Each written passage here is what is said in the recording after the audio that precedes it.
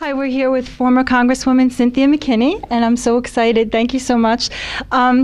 Terry Maroney is the producer, public access producer, and we're here. It's kind of a reprieve for us, or let's say a second try, because we taped you back in 2005 talking about the 2004 elections. I don't know if you remembered, but we were activists outside, and I had mud on my pants, and you let us into your congressional office and sat on your couch and let us interview you. So we actually have another tape of you. But welcome, and thank you so much. Maybe you would want to talk a little bit about why you were here today. This was a wonderful event in the heart of New York City. Sadly, at the Audubon Ballroom, the place where Malcolm X was murdered.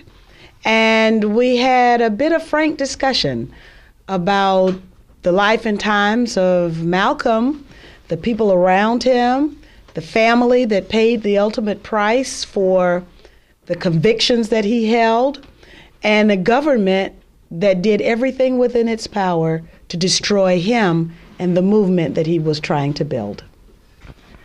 And I think you're in such a unique position because you won and you energized your base. You were actually a part of the government, and when you were there, you did powerful, wonderful things. And now that you were part of actually also the Democratic Party, and then you left it, or you got unelected, and now you're in a very interesting position to be critiquing the government and in the government. And I thought maybe you could speak about that transition or what you learned from being in and out. Well, what I've learned being in and out, as you correctly point out, is that there are a lot of people who have a lot of questions about the government. And they don't exactly know where to turn to for answers because the corporate media don't tell the people the truth. And one of the things that we talked about today was the counterintelligence program and how strong the counterintelligence program was. One of its aims was to destroy, misdirect, discredit, or otherwise neutralize, in the particular case that we were looking at, black leadership, but dissent. And so then when we look at what they did to Malcolm X, when we look at what they did to Martin Luther King Jr., Martin Luther King Jr. was hounded for the last 5 years of his life, and then after he was murdered, the corporate media continued to try and change the very meaning and the significance of the movement that he was building as well. So we shouldn't be surprised when we read in the newspaper that we have CIA psychological operations agents stationed at the CNN newsroom. We shouldn't be surprised that the Bush administration would lie to the American people through the corporate media 935 times, and the corporate media would just repeat what the government said. They did it during the COINTELPRO era. They did it against Dr. Martin Luther King Jr. And we're talking about the New York Times, the Christian Science Monitor, the St. Louis Times-Dispatch, the New Orleans Times-Picayune, the Atlanta Constitution. These are newspapers that have a reputation, or have tried to acquire this reputation of telling the truth. And people think that when they read them, they are reading a version of the truth, but in some cases, it's a far cry from the truth, and it's coming from the most established media outlets in our country. Well, you were discussing the corporate media, and we're very proud to not be the corporate media. And actually, congratulations. At the last interview, when I was apologizing for the mud on my pants, I said, "I'm so sorry, but we're the radicals. We were across the street demonstrating," and you said, "That's why I invited you in here, because you were the radicals." So I thank you for never being very corporate. And I wondered if you had any thoughts on the Democratic Party being a part of the corporate parties and the corporate media and the change that you made. For a long time, we were just waiting for you to say that you would be green, and I can't tell you how honored the Greens are that you switched. But do you have any thoughts about going from the Democratic to the Green Party?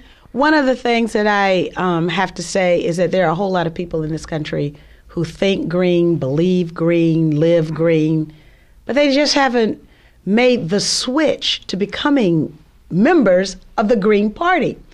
And you could say that we have a system of control, of political control in this country that funnels people into the two-party paradigm. Thank goodness there's a healthy group of people out there who reject that kind of control and manipulation. I would also have to say thank you to the people who have labored for the last two decades to build the Green Party in this country so that people like me can have a place to call home when we finally wake up and understand that the Democratic Party, notwithstanding the wonderful candidates who might choose to run under the Democratic Party's banner, the Democratic Party itself is a mechanism of control that does not permit a certain kind of political thought or political behavior. There's no room for the Mike Gravells. There's no room for the Dennis Kuciniches. So there was no room for me as I tried to talk about accountability of our resources. How can the Pentagon just say we've lost $2.3 trillion, but it's okay because the United States people can afford it? What about truth about what happened on September 11th? 3,000 people were murdered. And how come we can't expect the government to tell us the truth about what happened on that day? Why didn't the government protect us? Why didn't the Bush administration protect us? It's charged with protecting the American people. It didn't do that on 9/11, and it didn't do that with Hurricanes Katrina and Rita. And so when we try to hold our elected officials accountable through the constitutional means provided to us by way of impeachment, then the Democrats are the ones who say impeachment's off the table. The Democrats are the one who failed to repeal the Patriot Act. The Democrats are the one who continue to fund the war. The Democrats are the ones who say that the Bush tax cuts are all right. And even though they railed against them when they were in the minority, now that they're in the majority and they could do something about it, they failed to do it. So I decided on my birthday that I would declare my independence from the Democratic Party, and I would declare my independence from any national leadership that was complicit in war crimes, crimes against humanity, torture, and all of the rest of it. I reject it, and I'm happy to have joined with other people in the Green Party who reject that as well. You're so profound and always thinking the right way, and you fed into a question that Terry Maroney, our producer, actually had. So he wants to hear you say more and more about that missing money because you seem to really be onto things. Basically, your producer is absolutely right. The $2.3 trillion that's, quote, missing isn't really missing at all. Somebody got the money. Just like every day, according to American Friends Service Committee, we now know that we spend $720 million every day on war. And it's not just that the American people are spending that money. Somebody's getting that money. That's the other side of the equation. And so I did ask the question about the $2.3 trillion. Well, now you can't get an answer on that. However, about the $20 billion that they've already spent to make the computers talk to each other, we did get reams and reams and reams and reams of paper. But, you know, the bottom line is that the contracts go to the same companies because they are the ones who can pull the insider deals. Thank you so much. Thank you.